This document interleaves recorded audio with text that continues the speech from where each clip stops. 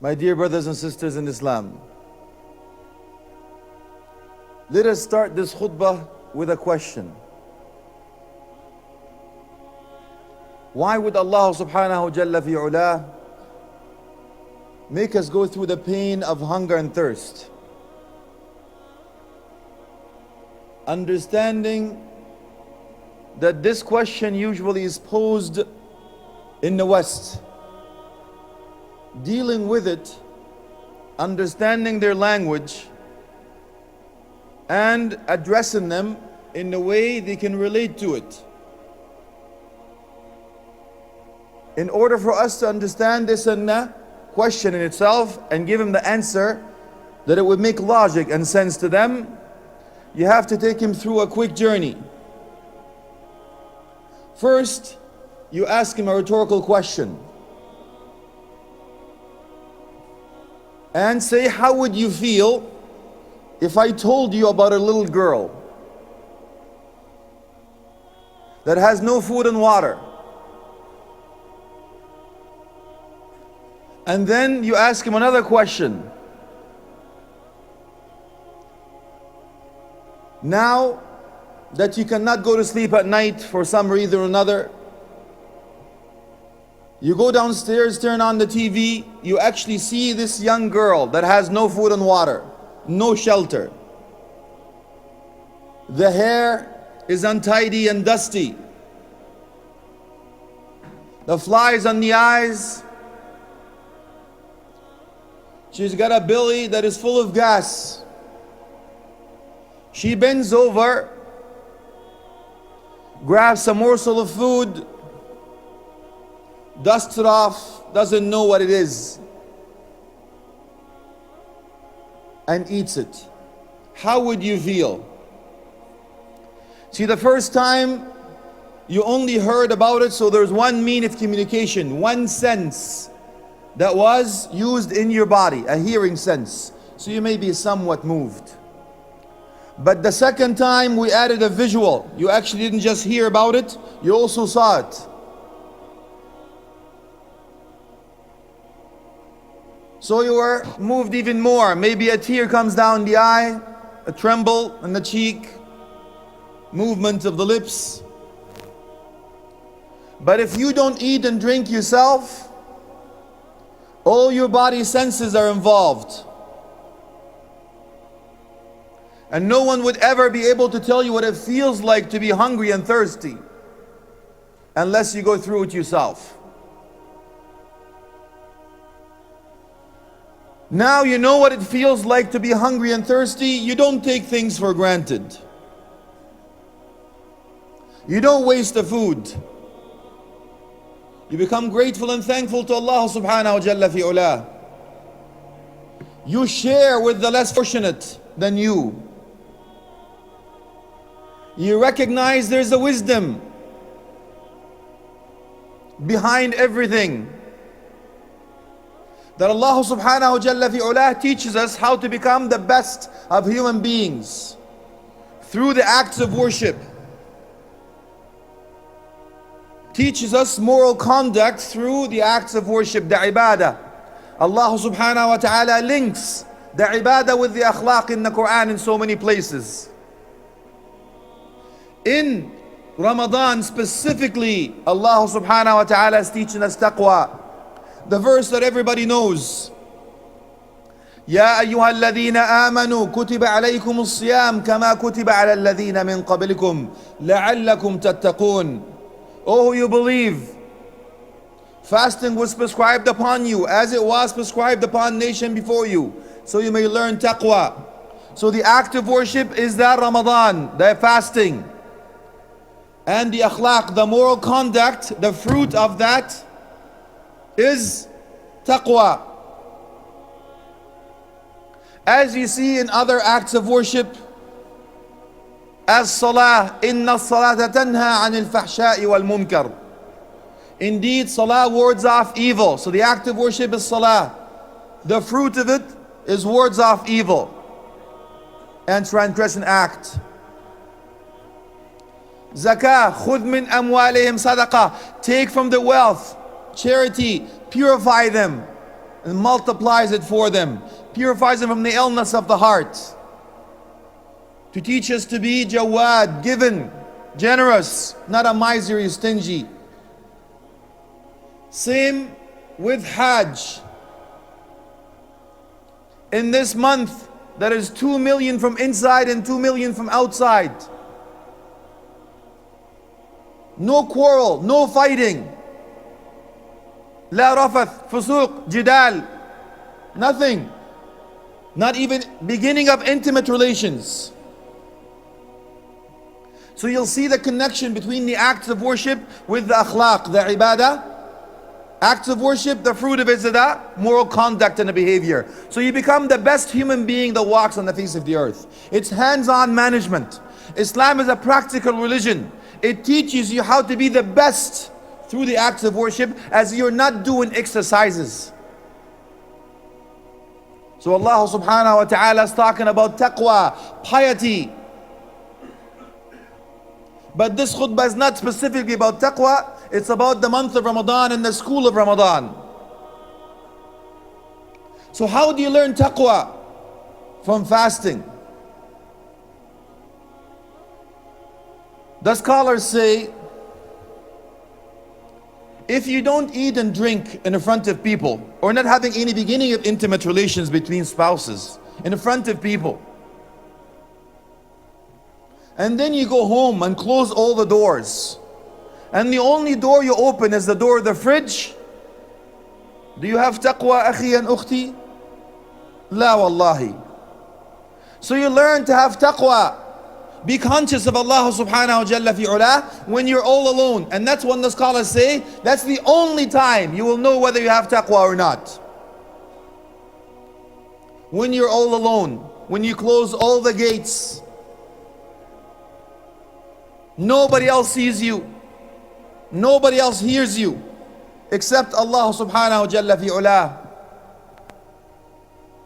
And you say, Inni akhafullah. When you're all alone, that's when you know whether you have taqwa or not. That's why the scholars will tell you that's the reason, it's the secret between you and Allah. And that's why Allah subhanahu wa ta'ala says that in the divine tradition. That says that all the acts of the children of Adam and the deeds is for them, except fasting is for it's for me. And I will reward him for it. Because it's a secret between you and Allah subhanahu wa jalla fi ula. So since He closed all the gates, Allah subhanahu wa ta'ala will open one gate for you. On Judgment Day, the gate of Rayyan. Nobody else will be able to go through this gate except those who fasted for the sake of Allah. So you left your food for the sake of Allah, Allah will feed you from the food of heaven, inshaAllah. You left your drink for the sake of Allah, so Allah will quench your thirst from Hawd al-Kawthar, inshaAllah. You left your whims and desires. You learn something about yourself. For the sake of Allah, Allah will reward you abundance of eternal life and bless in Jannah. Ameen. Now, since you already know you're leaving things that are halal, food and water and intimate relations between spouses are halal. So the scholars will also tell you, how could you be leaving something that is halal and doing something that is haram? Subhanallah. Is it possible, akhi? Is it possible, ukhti, that you leave things that are actually halal, eating and drinking, halal food, and halal drinks, and intimate relations between spouses are halal? So you're leaving that. And could you be doing something that's haram even though you're leaving something that's halal? La wallahi. So you learn something about yourself. You're made of body and soul. Some of the scholars say body, soul and mind, aql. So what you're made of body is a lower being. It's dust, clay. That's your whims and desires. Your spirit is a higher being.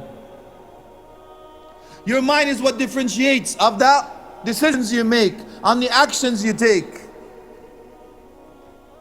So if your whims and desires control you, you're a lower being. You're a servant to your own whims and desires. You're imprisoned to your own whims and desires. Slave. Poor person can't control your own whims and desires. But if your spiritual side controls your whims and desires, you're on a higher link, higher stature, higher in the sight of Allah. So that's how Islam teaches you to be the best of the best. When you leave things for the sake of Allah subhanahu wa jalla fi'ulah, Allah rewards you something better. So you learn. There are three aspects and benefits of Ramadan: spiritual, physical, and social. The social aspect is when we invite one another. Come and eat with me, akhi. Come to my home. Let's get to know one another. As a community, we fast together. We break our fast together. There is a bond. You give sadaqah. You give the charity after. You help the poor. You know who's whom. Hug and embrace. This beautiful bond between the Muslim brothers and sisters. This ummah is one. So you see the unity of the ummah at the time. At least in the community, that's a social bond. And there's a physical aspect to it and benefit to it. That small bag that you have inside of you. You have appetizers, salads, soups and salads, and hot and cold, main course, desserts. Everything goes in a little bag. And it's a reflection. وَفِي أَنفُسِكُمْ أَفَلَا تُبْصِرُونَ. In themselves, have you not seen? Have you pondered or reflect about that small bag that it takes factories to isolate everything that goes into it, and it gives you what's pure, get rid of the impure? Subhanallah. So you give that a break. And you're supposed to lose weight in Ramadan. I understand we're supposed to lose weight in Ramadan. But wallahi, I don't understand how we gain weight in Ramadan. Subhanallah. There is a German doctor that puts this hadith in the front door, even though he's not a Muslim yet. But he actually mentioned this hadith when Prophet Muhammad said that. It's بِحَسْبِ ابْنِ آدَمْ لُقَيْمَاتْ يُقِمْنَ صُلْبَهُ. It is sufficient for the child of Adam morsels of food, so he can be standing erect, he can be surviving. And if it's not, if you must, it is 1/3 and 1/3 and 1/3. If we go back, you'll find out the beauty of the physical aspect, where we get rid of all the poisonous left over from the year before. Revive your system. And the spiritual side of Ramadan goes back to hadith where the full Khalifa radiallahu anhum an as-sahabati ajma'in, plus Abu Dharr al-Ghafari radiallahu anhu, when Prophet Muhammad sallallahu alayhi wasallam was asking them, فيما تتحدثون, what were you talking about? They said, we were talking about three things. Before I go through this, ask yourself, if you were asked what were the three things that you favor most or wish for, or what would you do if somebody's asking you what were the three wishes? Ask yourself and be honest with yourself when you answer, and keep that in the back of your mind, and listen to the best of those who walked the face of the earth after prophets and messengers. So Abu Bakr as-Siddiq radiallahu anhu said, I love three things: النظر إليك والجلوس بين يديك وإنفاق مالي عليك. I love sitting and seeing you between your hands and looking at you and spending my money for the sake of Allah upon you. وأنت يا عمر رضي الله عنه أحب الحق وقول الحق وزهق الباطل. Al-Faruq, saying the truth, enjoining good and forbidding evil. وأنت يا عثمان رضي الله عنه. He says إفشاء السلام وإطعام الطعام والصلاة بالليل والناس نيام. He says spreading peace and greeting, sharing the food, and staying up at night to pray while people are asleep. So how are you doing, أخي and أختي, عن القيام? How are you doing when sharing the food? How are you doing with greeting everyone and spreading peace?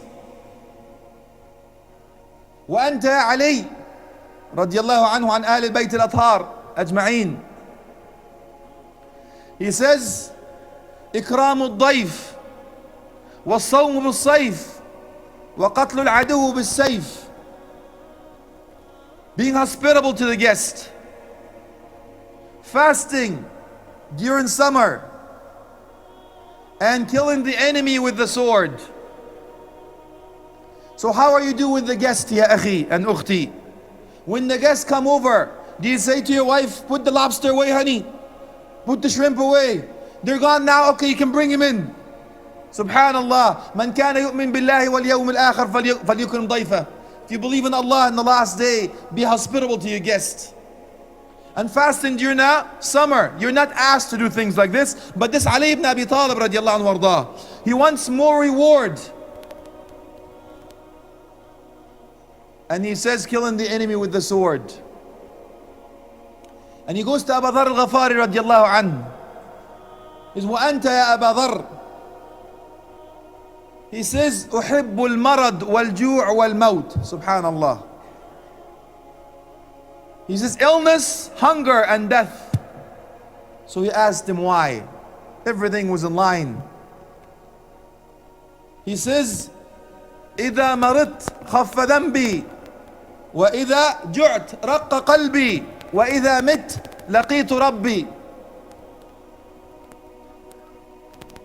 He says, when I'm ill, my sins fall off. When I'm hungry, my heart becomes more spiritual, closer to Allah.